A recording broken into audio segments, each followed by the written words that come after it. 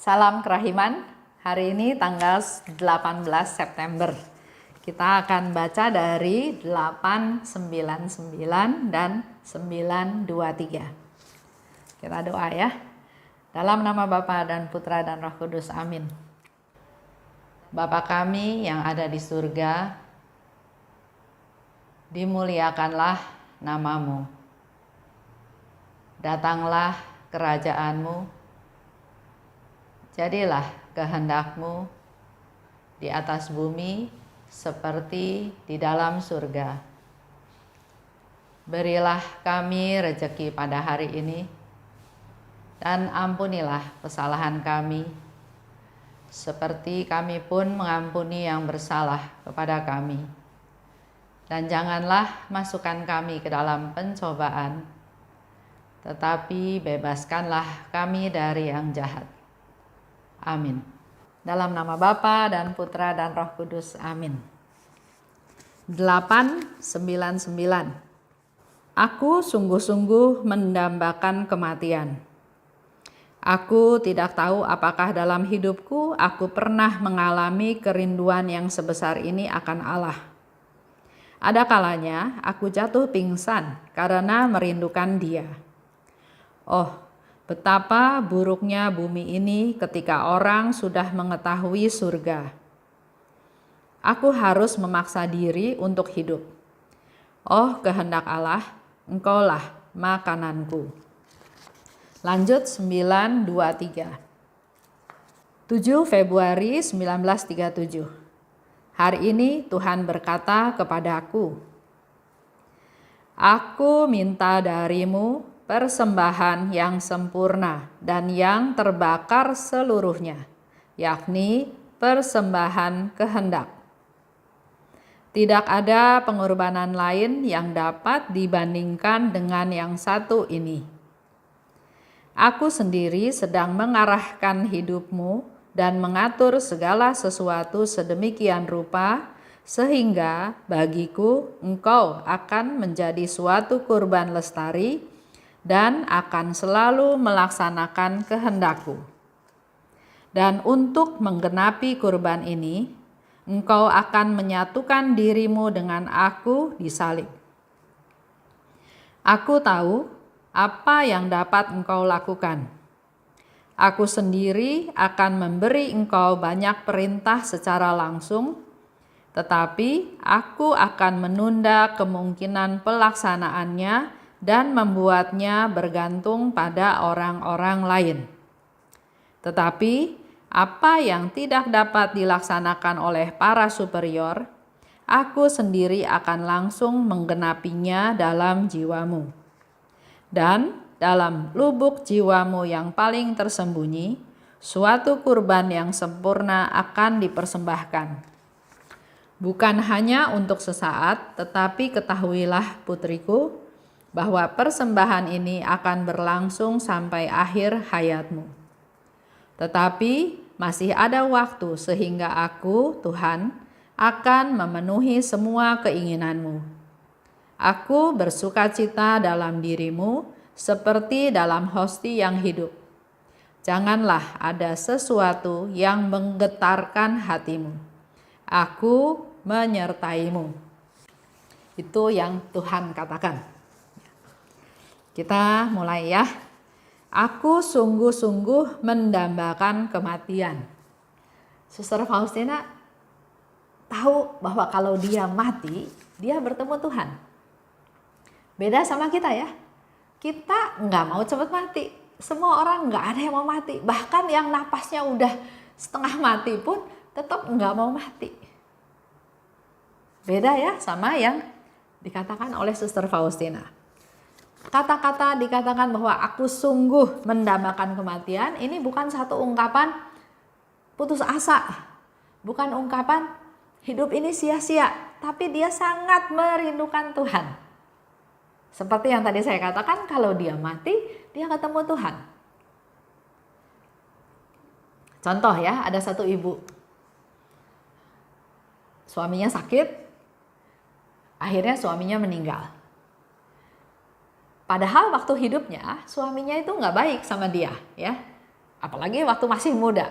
Tapi di usia senja, suaminya sadar bahwa suaminya banyak salah, suaminya minta maaf, minta ampun kepada istrinya, dan memang dasarnya istrinya sangat mengasihi, mencintai suaminya. Jadi waktu suaminya meninggal, dia merasa kehilangan. Dia merasa kehilangan, sehingga dia katakan, kalau memang saya harus mati, saya mau cepat-cepat mati juga. Karena pasangan hidupnya sudah meninggal, ya. Nah, motivasinya beda dengan Suster Faustina. Kalau Suster Faustina mau mati karena dia mau cepat-cepat ketemu Tuhan. Itulah yang paling membahagiakan dia dalam hidupnya. Tapi kalau ibu ini mungkin dia berpikir, saya sedih karena pasangan hidup saya udah nggak ada. Udah pulang ke rumah Tuhan. Saya juga buat apa hidup sekarang seperti ini? Lebih baik saya juga cepat pulang. Nah, bahkan Suster Faustina bilang, kerinduan saya pada Allah itu begitu rindunya sampai dia jatuh pingsan. Bumi ini buruk buat orang yang sudah tahu surga itu kayak apa. Memang kita belum ke sana ya, jadi nggak bisa tahu. Tapi dari buku, dari sharingnya Suster Faustina, kita bisa tahu surga itu kayak apa. Jadi dikatakan bumi ini buruk kalau sudah tahu surga. Aku harus memaksa diri untuk hidup karena masih ada tugas yang harus dia selesaikan. Untuk hidup, kembali lagi, perlu makan. Perlu tenaga, perlu kekuatan, dan makanannya Suster Faustina adalah melaksanakan kehendak Allah. Lanjut ya. Yesus katakan, aku minta darimu persembahan yang sempurna. Persembahan yang sempurna, yang terbakar habis, nggak ada sisanya. Jadi semuanya, keseluruhannya all out, semuanya diminta oleh Tuhan sebagai persembahan yang sempurna. Persembahan apa? Persembahan kehendak. Jadi kalau kita dalam perayaan Ekaristi, kita suka kasih ya persembahan. Sebagian daripada apa yang kita dapat. Nah, kalau di sini Yesus bilang, aku minta persembahan yang sempurna, yaitu persembahan kehendak. Jadi 100% kehendaknya Suster Faustina dipersembahkan kepada Allah. Udah nggak ada lagi kehendak sendiri. Dan Yesus katakan tidak ada pengorbanan lain yang dapat dibandingkan dengan yang satu ini. Persembahan mendera tubuh, mati raga, puasa, atau memberikan donasi, persembahan, atau melakukan pelayanan macam-macam. Tapi dikatakan oleh Tuhan Yesus tidak ada persembahan lain yang dapat dibandingkan dengan persembahan kehendak. Tuhan menciptakan manusia kita semua dengan kehendak bebas. Dengan kehendak bebasnya, manusia bisa melakukan apa saja. Yang dia pikir kalau saya lakukan ini maka saya akan berbahagia. Dia melakukan segala hal untuk supaya dia berbahagia. Tapi sebetulnya ya, manusia yang sungguh bebas adalah kalau dia berani menyerahkan kehendaknya kepada Tuhan yang akan memberikan yang terbaik. Ya, kita punya kehendak bebas, kita punya keinginan, kita punya cita-cita, kita punya rencana. Melakukan ini, melakukan itu tujuannya supaya bahagia. Tujuannya supaya kesejahteraan terjamin. Contoh yang gampang. Kerja, ada uang lebih kita tabung. Ada tabungan dikumpulin terus kita misalnya beli saham atau beli rumah ya. Tujuannya supaya punya modal investasi. Tiba-tiba dengan keadaan masa Covid seperti ini contohnya, ekonomi jatuh. Angsuran belum selesai. Kita jadi kebelit sama utang, angsuran, utang ya, karena membeli rumah dengan kredit. Tujuannya kan baik, awalnya untuk supaya punya investasi, punya aset untuk kita pegang untuk suatu hari mungkin makin berkembang. Tapi ada hal-hal di luar kita yang nggak bisa kita kontrol. Buktinya seperti sekarang semua nilai properti turun, jatuh. Sementara angsuran harus jalan terus. Kita utang kan kita katanya harus angsur terus. Memang ada restrukturisasi, boleh restruktur, di adjust lagi, dirubah lagi, mungkin lebih panjang jangka waktunya atau hal-hal lain yang meringankan. Tapi artinya kita kebelit kewajiban yang kalau kita tidak memberi rumah tersebut, kemungkinan hidup kita lebih bahagia. Nah, sekarang mau dikasih tahu bahwa manusia dengan kehendak bebasnya sebetulnya akan menjadi manusia yang sungguh-sungguh bebas kalau dia menyerahkan seluruh hidupnya pada kehendak Allah. Serahkan pada Allah karena Allah akan memberikan yang terbaik. Jadi, seperti kita dalam doa Bapa kami ya, jadilah kehendakmu di atas bumi seperti di dalam surga. Kalau kita menyerahkan hidup kita, kehendak kita pada Tuhan, terjadilah kehendakmu di bumi pada saya seperti di surga. Itu udah paling bagus kan? Banyak orang berpikir dengan melaksanakan kehendak Allah, terus kita menjadi tidak bebas. Jadi ada orang yang sering bilang bahwa enggak lah, saya nggak mau deket-deket sama Tuhan dulu. Saya jadi nggak boleh ini, nggak boleh itu, nggak boleh ini, nggak boleh itu. Jadi seolah-olah dengan melaksanakan kehendak Allah, kita menjadi orang yang malah tidak bebas. Nah ini cara berpikir ini yang harus dibuang. Ya, contoh ya, ada seorang bapak. Saya ajak untuk lebih dekat lagi dengan Tuhan. Ya, karena dia Katolik, tapi nggak pernah ke gereja, nggak pernah berdoa, ya pokoknya Katolik KTP. Jadi waktu itu sempat diajak, dia bilang enggak, masih muda, masih belum cocok, belum bisa melaksanakan firman Tuhan. Nggak boleh ini, nggak boleh itu, nggak boleh ini, nggak boleh itu, dia bilang gitu ya. Terus saya katakan, sebetulnya coba lihatnya sudut pandang yang lain. Tuhan itu memberi kita kehendak bebas. Boleh kita melakukan apa saja, tujuannya supaya kita berbahagia. Nah, batasan-batasan itu bukannya kita jadi nggak bebas, tapi itulah rambu-rambu supaya kita tetap ada di jalan yang betul. Karena dia bilang, saya mau judi nggak bisa, saya mau minum-minum, mau happy-happy, mau hidup-hidup rada bebas, nggak boleh, katanya berdosa. Jadi dia bilang, saya jadi nggak bebas, padahal saya masih mau menikmati hidup, katanya gitu ya. Nah, kan beda sudut pandangnya ya. Tuhan memberikan rambu-rambu seperti juga orang tua memberikan rambu-rambu kepada anak-anak. Tujuannya apa? Supaya anak itu selamat. Bukan supaya anak itu jadi terkungkung, terikat ya, nggak bisa apa-apa. Tapi dikasih tahu supaya dia ada di track yang betul. Nah, kalau Bapak Ibu masih berpikir bahwa kalau saya melaksanakan kehendak Allah, maka saya jadi tidak bebas.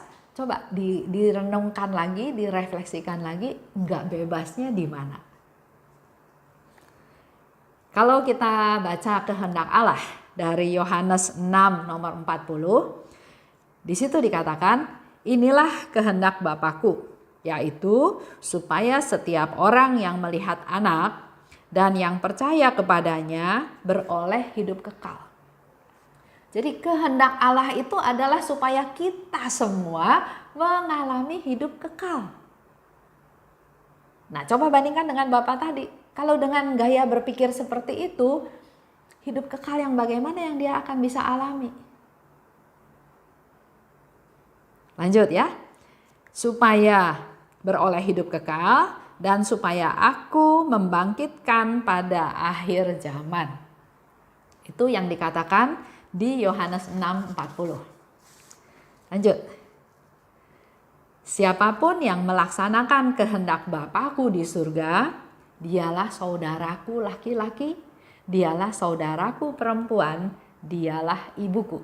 Itu yang dikatakan oleh Yesus di Matius 12:50. Mau jadi saudaranya Yesus? Mau jadi ibunya Yesus? Yesus katakan yang melakukan kehendak Bapa. Contoh lagi cerita anak yang hilang. Waktu anak itu pergi, minta sebagian hartanya yang dia bilang itu haknya dia. Dan ternyata hidup di perantauan, dia akhirnya bangkrut, dia jadi miskin, jadi nggak punya apa-apa. Dan dia bilang dia mau pulang aja ke rumah bapak, nggak usah jadi anak lah, jadi pegawai aja. Yang penting saya bisa makan, saya bisa hidup. Tapi waktu bapak itu melihat anaknya pulang dari jauh, dia nggak pikir, oh ini anak kurang ajar, ini anak abisin harta saya setengah, ini anak dosanya ini. Enggak. Yang dilakukan oleh bapak adalah dia malah nggak mau repot sama dosa-dosa anaknya. Yang dilakukan adalah dia cepat-cepat menyambut anaknya dengan kasih. Dikasih jubah, dikasih sendal, dikasih cincin, diangkat lagi derajatnya menjadi sebagai seorang anak. Itulah Allah kita, Allah yang Maha Rahim. Dikatakan lebih lanjut, orang yang cintanya berlimpah, orang yang penuh hidupnya dengan cinta, dengan kasih, nggak pernah bisa melihat hitamnya orang lain.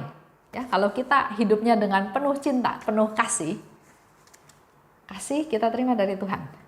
Dan hidup kita penuh kasih, penuh cinta. Kita nggak mungkin mampu melihat hitamnya orang lain. Karena yang kita lihat adalah mengasihi, mencintai. Contoh suami istri. Kalau kita melihat suami kita dengan penuh cinta, dengan penuh kasih, kita nggak bisa lihat yang jeleknya dari dia. Tapi kenyataannya sering terjadi adalah kita lebih gampang melihat kejelekan orang. Artinya kita belum penuh dengan kasih. Kita belum penuh dengan cinta. Jadi kalau ini hati, wadah. Kalau hati kita wadahnya itu adalah kasih, pakai sudut apapun yang jadi dasar adalah kasih. Tapi kalau wadah ini isinya adalah kebencian, kemarahan, curiga, ya yang dilihat dari orang lain adalah yang hitamnya orang lain. Jadi tergantung kita mau lihatnya bagaimana. Hanya di sini dikatakan bahwa orang yang berlimpah cintanya, dia nggak mungkin mampu bisa melihat hitamnya orang lain. Lanjut ya. Dalam lubuk jiwamu yang paling tersembunyi, suatu kurban akan dipersembahkan.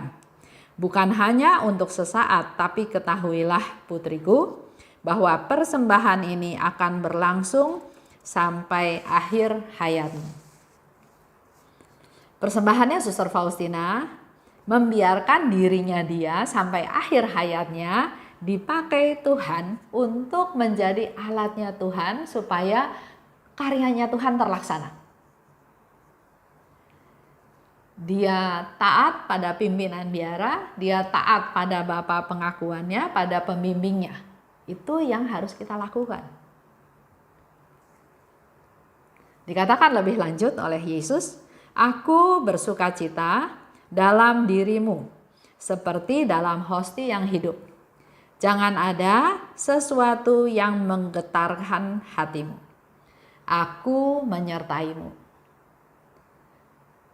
Ini janjinya Tuhan Yesus. Aku menyertaimu, Bapak Ibu. Untuk menjadi hosti yang hidup artinya kita mau dipakai oleh Tuhan sebagai alatnya Tuhan untuk berani berkorban. Mau dipecah, mau dibagi, mau sakit, mau menderita. Menerima kehendak Tuhan dalam suka, dalam susah, dalam sakit, dalam duka.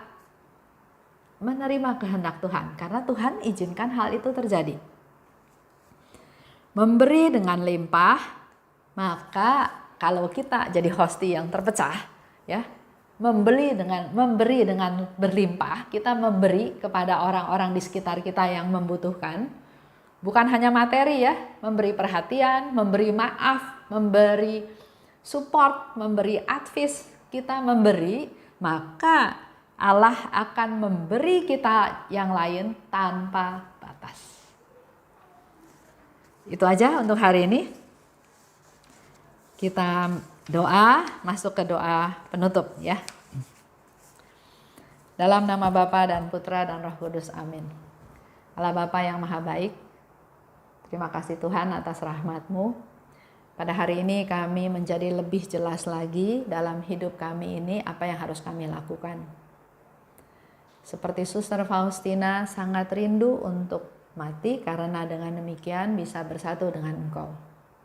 Oleh sebab itu kami semua yang masih diberi kehidupan, mampukan kami juga untuk terus ada di jalan-Mu Tuhan, untuk menjadi alat-Mu, untuk bisa dipakai, untuk bisa menjadi hosti yang hidup yang mau berkorban untuk membantu orang-orang yang membutuhkan.